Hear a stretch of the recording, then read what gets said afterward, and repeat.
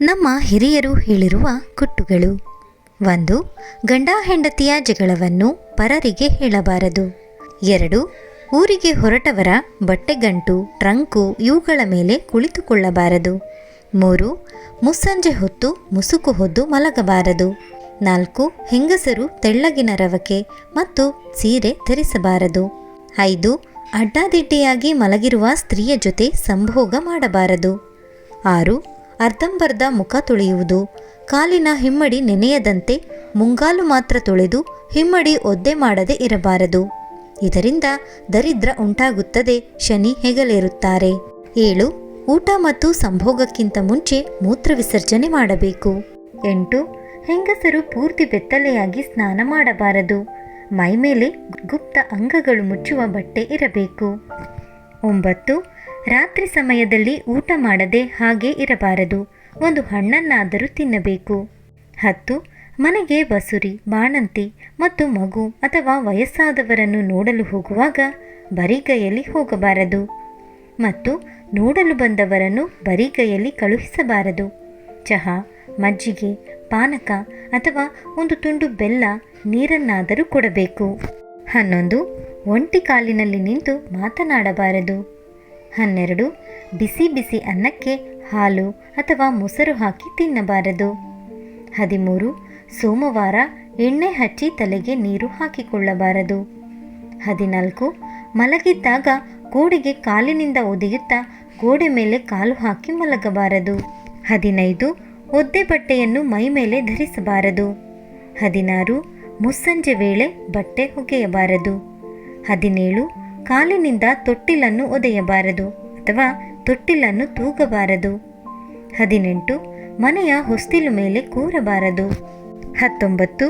ಶುಭ ವಿಚಾರಗಳನ್ನು ಮಾತನಾಡುವ ಸಂದರ್ಭದಲ್ಲಿ ಯಾರಾದರೂ ಒಂಟಿ ಸೀನು ಹಾಕಿದರೆ ಆ ಸೂಕ್ಷ್ಮವನ್ನು ಅರಿತು ಆ ವಿಚಾರ ಮಾತನಾಡದೆ ಎದ್ದು ಹೋಗಬೇಕು. 20. ಊಟದ ಮಧ್ಯೆ ಅರ್ಧಕ್ಕೆ ಬಿಟ್ಟು ಏಳಬಾರದು. 21. ಕಸಪೊರಕೆ, ಚಪ್ಪಲಿ ಇದನ್ನು ತಲೆಕೆಳಗಾಗಿ ಇಡಬಾರದು. 22. ಏಣಿಯನ್ನು ಉದ್ದಕ್ಕೆ ಮಲಗಿಸಬಾರದು. 23. ಸಂಜೆ ಹೊತ್ತು ಮುಂಬಾಗಿಲು, ಹಿಂಬಾಗಿಲು ತೆರೆದು ಕಸ ಗುಡಿಸಿ ನಂತರ ದೀಪ ಹಚ್ಚಬೇಕು. 24. ಮಾಡಿದ ಅಡುಗೆಗೆ ಒಗ್ಗರಣೆ ಹಾಕದೆ ಗಂಡಸರಿಗೆ ಬಡಿಸಬಾರದು. 25. ಊಟ ಮಾಡಲು ನಾವು ಕಾಯಬೇಕು, ಯಾವುದೇ ಕಾರಣಕ್ಕೂ ಊಟವನ್ನು ಕಾಯಿಸಬಾರದು. 26. ಹೆಂಜಲು ಕೈಯಲ್ಲಿ ತಟ್ಟೆ ಎತ್ತಬಾರದು. ಎಂಜಲು ಕೈಯನ್ನು ಒಣಗಿಸಬಾರದು, ಇದರಿಂದ ಮನೆಯಲ್ಲಿ ಸಾಲಬಾಧೆ ಕಾಡುತ್ತದೆ. 27. ಹೊರಗಡೆ ಹೊರಡುವ ಮುನ್ನ ಹಿರಿಯರ ಕಾಲಿಗೆ ನಮಸ್ಕರಿಸಬೇಕು. 28.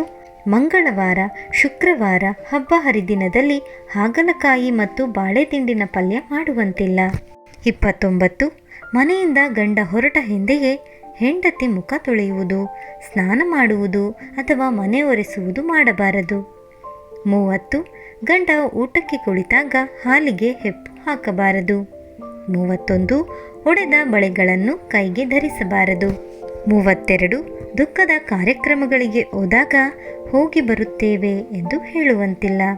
ಹಾಗೂ ದುಃಖದ ಮನೆಗೆ ಬಂದವರು ಹೊರಡುತ್ತೇವೆ ಎಂದು ಹೊರಟು ನಿಂತಾಗ ಊಟ ಮಾಡಿ ಅಥವಾ ಇವತ್ತು ಇರಬಹುದಿತ್ತು ಎಂದು ಹೇಳಬಾರದು.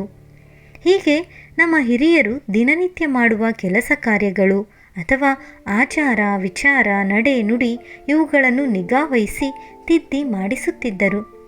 ಬೆಳಗ್ಗೆ ಬಲಮಗ್ಗುಲಲ್ಲಿ ಏಳುವುದರಿಂದ ಹಿಡಿದು ರಾತ್ರಿ ಮಲಗುವ ತನಕ ನಿತ್ಯ ಜೀವನದ ನಿಯಮಾವಳಿಗಳನ್ನು ಹೇಳುತ್ತಿದ್ದರು. ಎಲ್ಲ ನಮ್ಮ ಏಳಿಗೆಗಾಗಿ. ಸ್ನೇಹಿತರೆ, ಈ ಮಾಹಿತಿ ನಿಮಗೆ ಇಷ್ಟವಾದರೆ ದಯವಿಟ್ಟು ಲೈಕ್ ಮಾಡೋದನ್ನು ಖಂಡಿತ ಮರಿಬೇಡಿ. ಇನ್ನು 10 ಜನರಿಗೆ ಶೇರ್ ಮಾಡಿ. ಇನ್ನು ಹೆಚ್ಚಿನ ವಿಡಿಯೋಸ್ಗಳಿಗಾಗಿ ನಮ್ಮ ಚಾನಲನ್ನು ಸಬ್ಸ್ಕ್ರೈಬ್ ಮಾಡಿಕೊಳ್ಳಿ. ಕೇಳಿದ್ದಕ್ಕಾಗಿ ಧನ್ಯವಾದಗಳು.